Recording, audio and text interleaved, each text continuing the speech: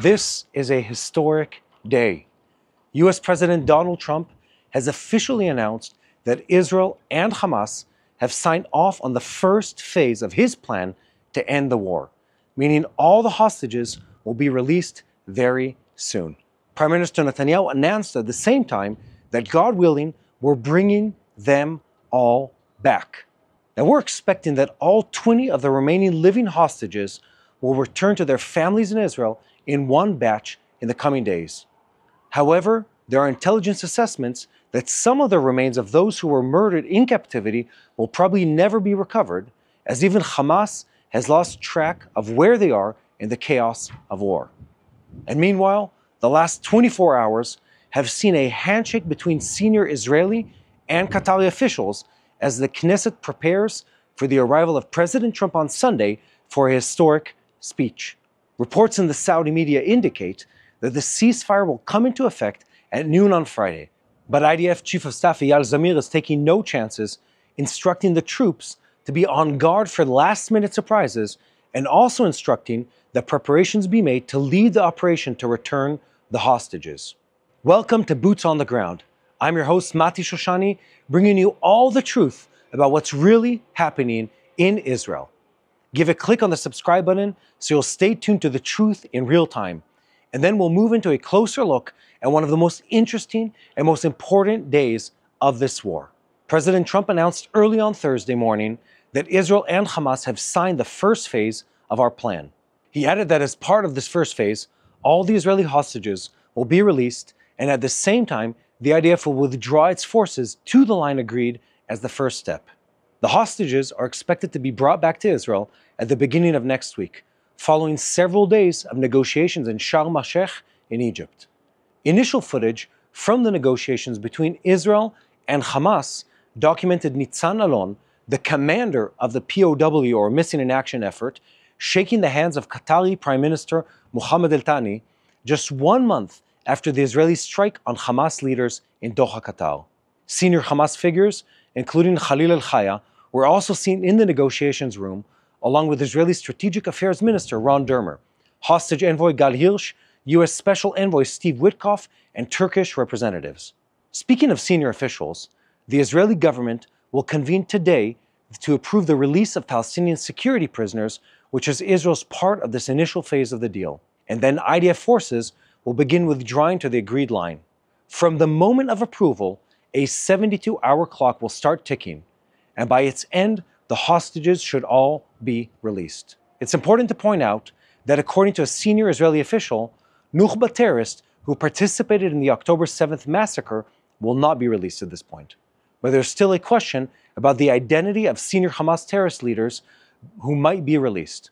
We'll bring you some more details about this later in the report. But speaking of Hamas, they are presenting the agreement as a victory for them, which is what we've come to expect of them.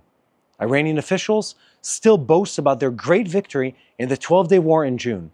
And for that matter, in Egypt, they still talk about the great victory they won in the 1973 Yom Kippur War, which, by the way, resulted in Israel taking over the entire Sinai Peninsula.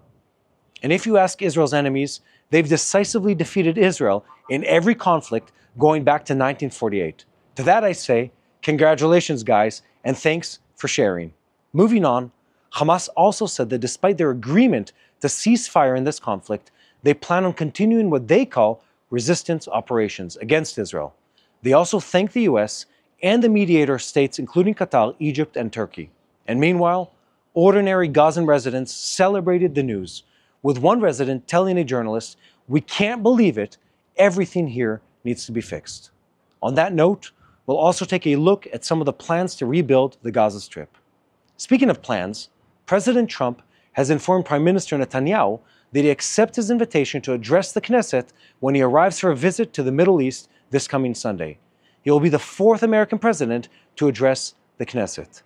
However, there's still action in the Gaza Strip, as even in the midst of negotiations, terrorists tried to raid an IDF fortified position in Gaza City, but they were eliminated with no IDF casualties resulting from the incident. In light of this incident and intelligence assessments that there might be rogue elements among the terrorists who are not ready to cease fire even if they are ordered to, IDF Chief of Staff Eyal Zamir has instructed all IDF units in Gaza to prepare in strong defense and be ready for any scenario. We have a lot to talk about today, so let's dive into the details.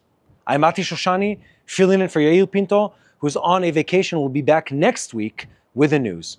And this is your Boots on the Ground report, bringing you all the truth about what's happening in Israel on day 734 of the war with Hamas, Hezbollah, the Houthis in Yemen, the Shiite militias in Iraq, and all the other armed groups in this region taking their orders from Iran's Islamic Revolutionary Guard Corps, the head of the crumbling axis of evil in the Middle East.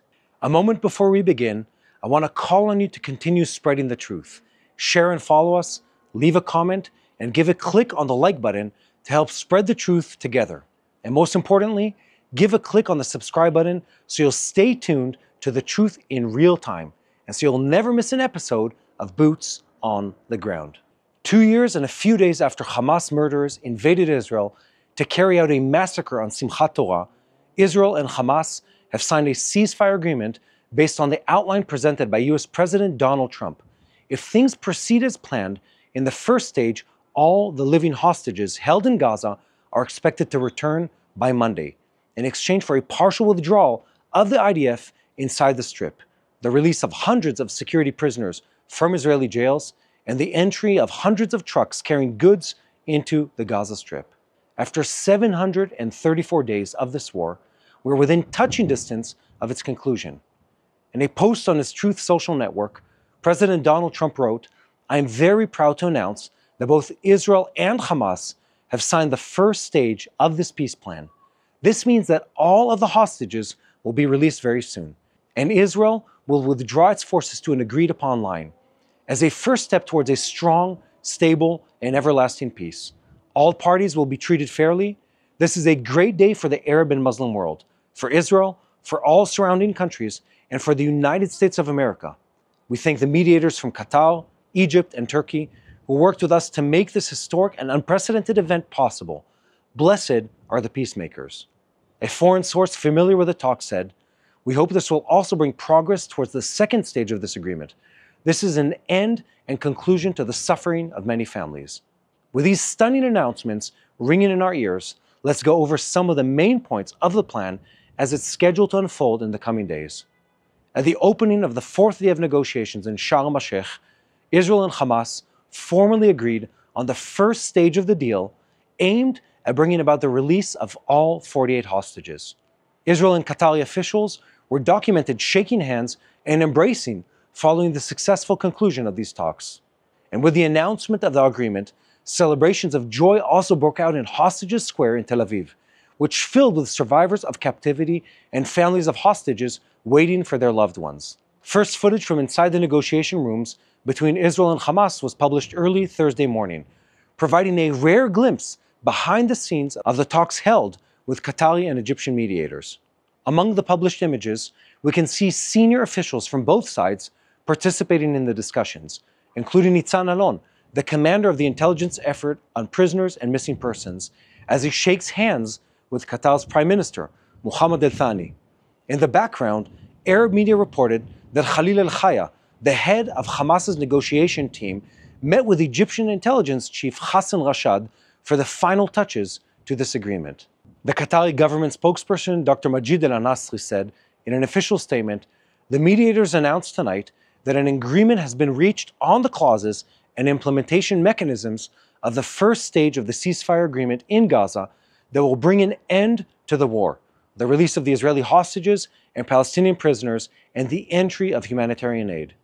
At the same time, Qatar, Egypt, the US, and Turkey signed on as guarantors of the agreement after a source familiar with the details added that the mediators presented Hamas with an ultimatum and demanded, "Take it, this is the best deal there is." The full and official details have not yet been published, but according to President Trump, the living hostages will be released by Monday, together with an IDF withdrawal to an agreed-upon point, while the fallen hostages are expected to be returned gradually in the following days. There will be no Hamas ceremonies for the release of the hostages, who are believed to be aware of what's going on, as Hamas has begun to prepare them for their release. On Thursday, Israel's Security Cabinet was scheduled to meet to vote on the plan, and from the moment approval was given, the clock started ticking on a 72-hour countdown by which Hamas will be required to release all 20 remaining live hostages without public ceremonies. Hamas has said it is unsure of the whereabouts of 9 sets of remains of hostages who were murdered in captivity, but others which it has control over will likely be returned in the near-term future. Israel will be required to withdraw IDF forces within 24 hours to the withdrawal line agreed with Hamas as part of the plan. And although the line to which the IDF will withdraw has not been publicly revealed, we know that it will leave in control 53% of the Strip's territory. Additionally, Israel will remove IDF forces from Gaza City, which it began to take control of during Operation Gideon's Chariots B. This means IDF forces will remain on the perimeter and meanwhile separate between the Gaza Strip and the border communities. A security source explained that the IDF's withdrawal line does not endanger Israel, adding that it guarantees us entry wherever it needed be. God forbid we need to. On Sunday, US President Donald Trump is tentatively scheduled to arrive in Israel to address the Knesset, after declaring on Wednesday evening that it's a great day for the world, the whole world united around this, Israel and every country. It was a fantastic day, a great day for everyone. And meanwhile, an Israeli source said that the deal will not include the release from prison of Nukhba terrorists who took part in the October 7th massacre, nor Marwan Barghouti, Ahmed Sadat, Hassan Salameh, and Abbas el-Sayed, the 4 senior leaders whose release Hamas had demanded.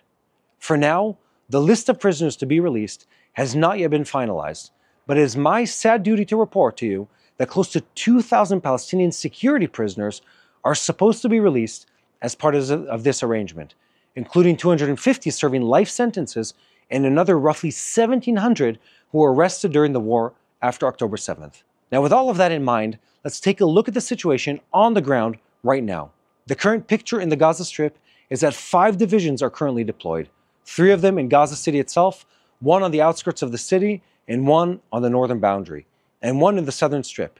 IDF Chief of Staff Eyal Zamir held situational assessments during the night in which he issued guidance to the forces to be prepared for the possibility that Hamas will try to surprise and carry out a show of attack at the end of the war in order to register an achievement or public victory.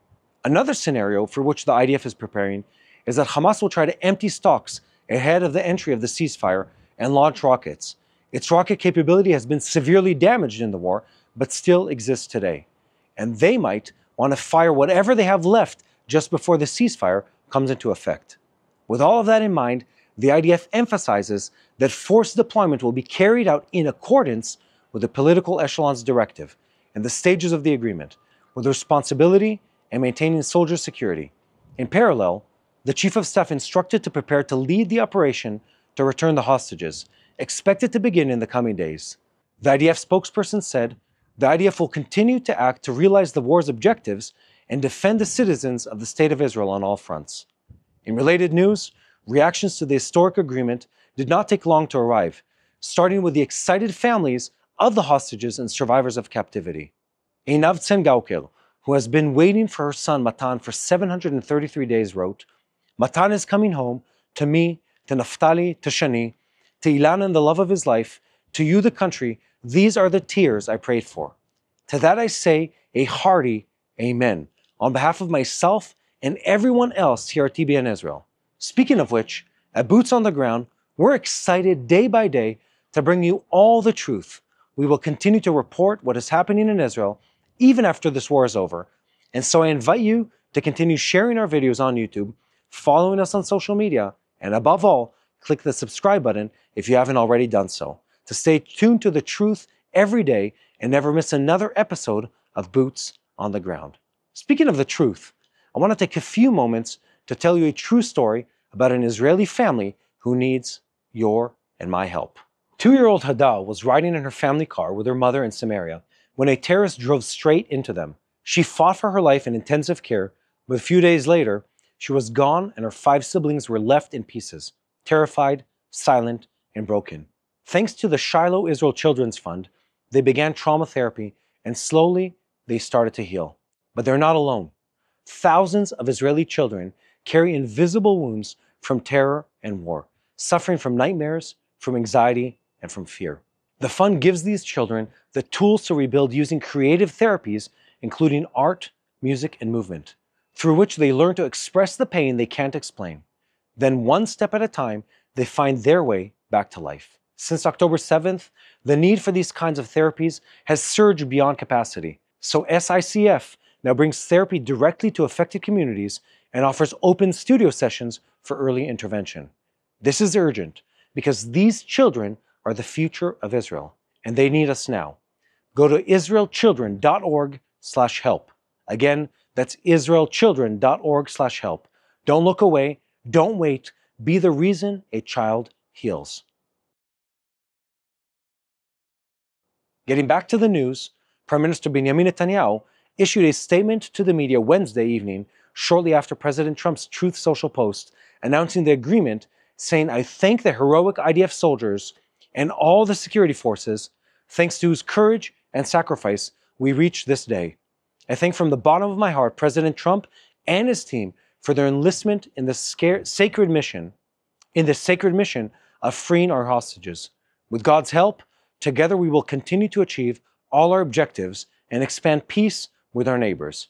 Here at TBN Israel, we will continue to bring the truth, so don't forget to share and follow us. And most importantly, don't forget to pray and click the subscribe button so you will stay tuned to the truth in real time and never miss an episode of Boots on the Ground. In parallel to the talks to advance a ceasefire in Gaza, Hamas terrorists have been trying to achieve a tactical victory in order to influence the talks and also to create a narrative that they fought until the last moment and went out in a blaze of glory. On Wednesday evening, terrorists tried to attack and seize an IDF fortified position in Gaza City, but the Golani soldiers deployed in that position fought off the attack with help from the Air Force after the terrorists reached the area of fortification from several directions and tried to infiltrate it. The search for the terrorists who carried out this attack continued for several hours, and in parallel, the Air Force is assisting the ground forces following several detections of terrorists attempting to approach IDF forces in Gaza City. In all of these cases, there were no casualties to our forces, and the IDF has heightened the alertness and focus of the forces out of concern for an event in which the terrorists will try to carry out a show peace action in the Gaza City area in the shadow of the ceasefire talks as Hamas continues attempts to harm and kidnap soldiers. Amidst this activity, various reports on social networks indicate a renewal of IDF strikes near Gaza City in the Strip intended to provide support to the forces operating on the ground. The IDF spokesperson in Arabic, Colonel Avichai Edli, issued an unusual message to the residents of the Gaza Strip this week saying, "Important notice to all residents of the Gaza Strip. The area north of Wadi Gaza is still considered a dangerous combat zone. IDF forces continue to encircle Gaza City, and returning to it is extremely dangerous." With that having been said, it's also important to report that 3 IDF divisions, which have been deployed in Gaza City, have already begun to evacuate the area, as per the agreement reached for the release of the hostages and the end of the war. Therefore, the Chief of Staff has instructed the relevant units to prepare to lead the operation to return the hostages, which is expected to be conducted with sensitivity and professionalism. The IDF emphasized that it will continue to act to realize the objectives of the war and to defend the citizens of the State of Israel on all fronts.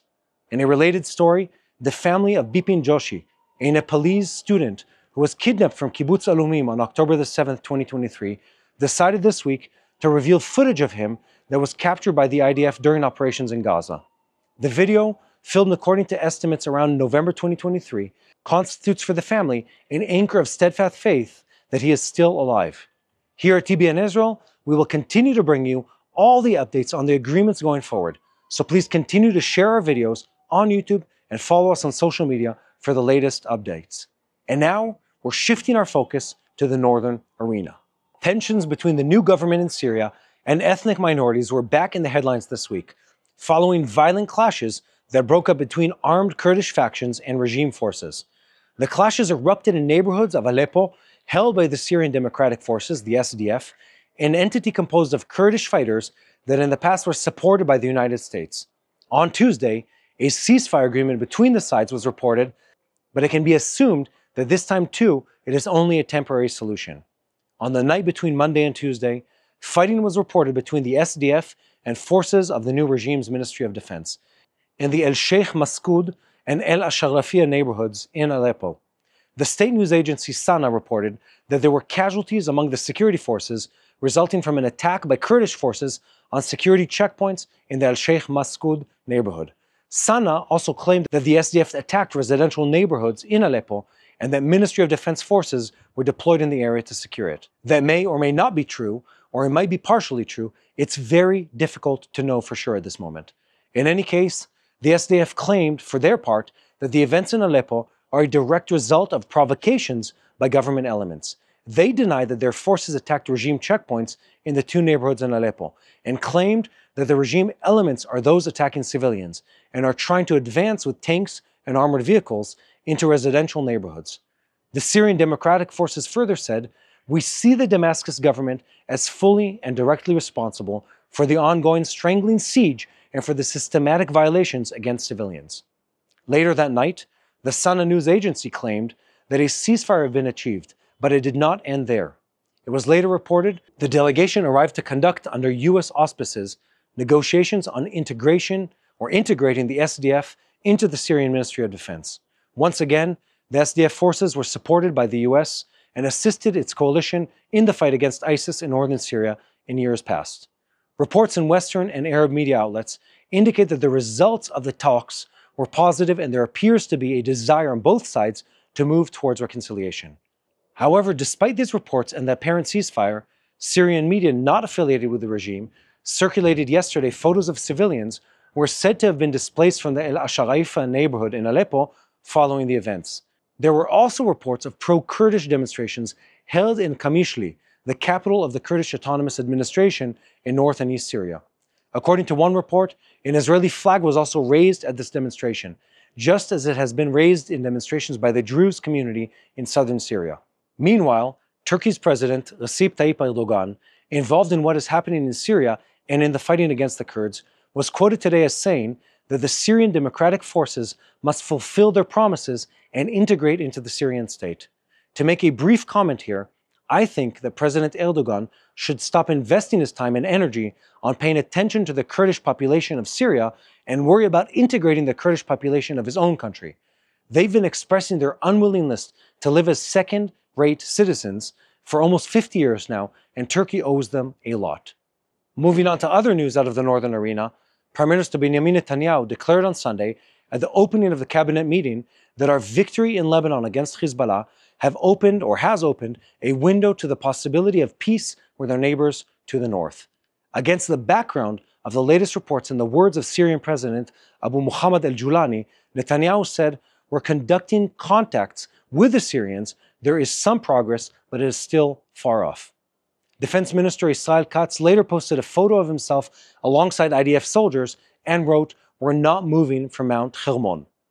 El-Julani claimed last Wednesday that Syria and Israel were only 4 to 5 days away from reaching the basis of a security agreement in July. But developments in the Al-Sueda province caused the talks to deteriorate. He also noted that security talks with Israel may yield results in the coming days. He said this during a briefing he gave to journalists ahead of his trip to the UN General Assembly in New York, and added regarding recent Israeli military action in Syrian territory that Syria has refrained from responding militarily for the time being in order to preserve the negotiations. According to him, if the security agreement succeeds, it may bring in the future to additional understandings, but peace and normalization are not on the table at the moment.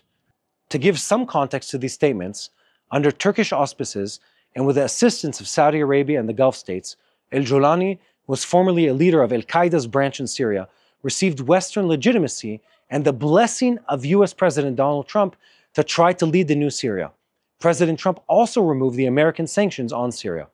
There's no doubt that El-Julani remains an Islamist, but also displays pragmatism, as is reflected in the open contacts at Washington's request with Israel and in the understanding that he must recognize its existence, even if his Islamist sentiment desires its destruction. It is likely that in this week's meetings, the Turkish and Syrian foreign ministers will also discuss the Israeli aspects of this equation because of the American move to bring the war in Gaza to an end. Ankara has returned in recent days to the center of the Middle Eastern arena and is working to persuade Hamas to accept President Trump's plan and intelligence assessments indicate that the Trump administration will leverage the momentum for a regional move that will include the signing of an upgraded Syrian-Israeli non-aggression agreement. Now, to give even more context to this situation, as well as some background, President Trump, who has coveted the Nobel Peace Prize since the start of his term, is working to formulate a comprehensive Middle Eastern agreement in which the end of the fighting in Gaza and the return to the hostages are only one clause. The larger plan includes a formal peace agreement between Israel and Saudi Arabia after years of covert operations. In addition, other Muslim countries, such as Indonesia, are expected to join the move, and it is no coincidence that the names of those countries have come up in the context of an Arab Muslim force that will operate in post-war Gaza. It is possible that the success of these moves will also lead to another attempt or other attempts to repair Ankara's relations with Jerusalem. All of this brings us back to the confrontation between the Kurdish forces and Syria and Turkey.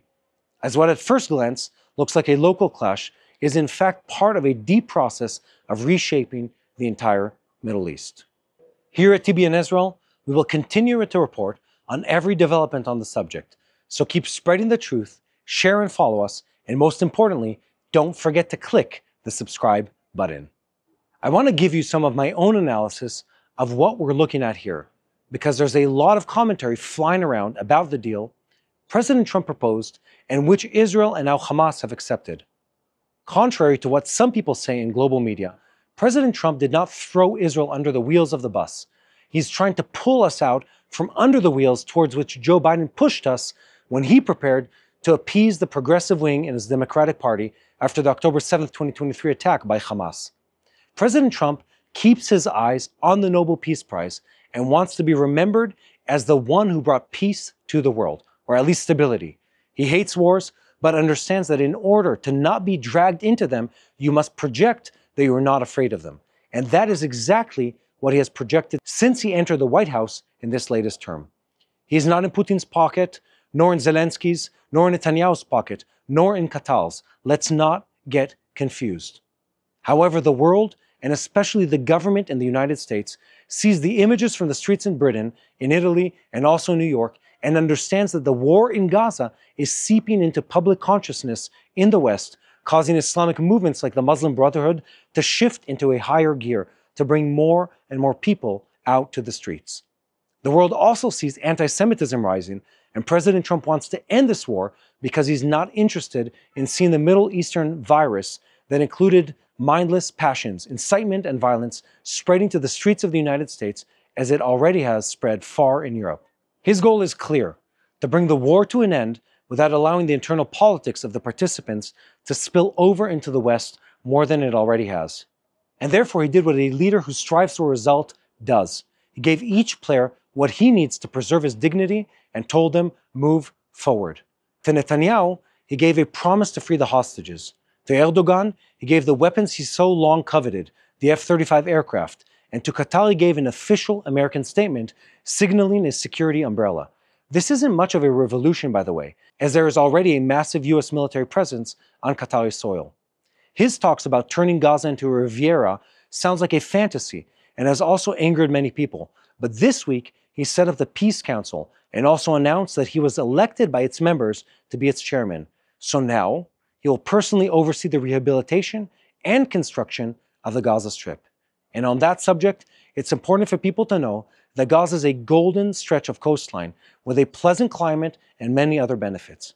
President Trump's business partners in the Persian Gulf see many opportunities there, and I believe President Trump may yet turn Gaza into the Hong Kong of the Middle East.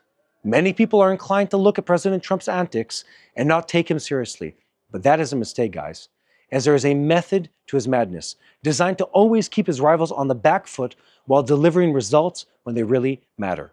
And speaking of which, it's also important for me to report a statement made this week by US Senator Lindsey Graham, who said, "It is essential that Hamas be completely disarmed. They must also be erased from the future of any Palestinian government. Anything beyond that would only return us to the old ways." And finally, like many others, I've spent a lot of time with the families of the hostages, and tonight, my thoughts are with them. Well done, Mr. President. Here at TBN Israel, we will continue to spread the truth, so don't forget to share and follow us. And most importantly, don't forget to pray. Pray for this special moment. Pray for the people of Israel. Pray for the peace of our hostages who have been held in Gaza for 2 long years, and now they're so close of being released. Keep praying for the peace of our soldiers wherever they are, in the air, the sea, on land, and for the peace of the people of Israel. And above all, don't forget to pray for the peace of Jerusalem. Hello, this is Mati here in Jerusalem with TBN Israel. This is Yair Pinto from TBN Israel here in Jerusalem. TBN Israel is keeping viewers informed with Israel-focused news, culture, and what God is doing in this land. Support TBN Israel today online at tbn.org/Israel. Thank you.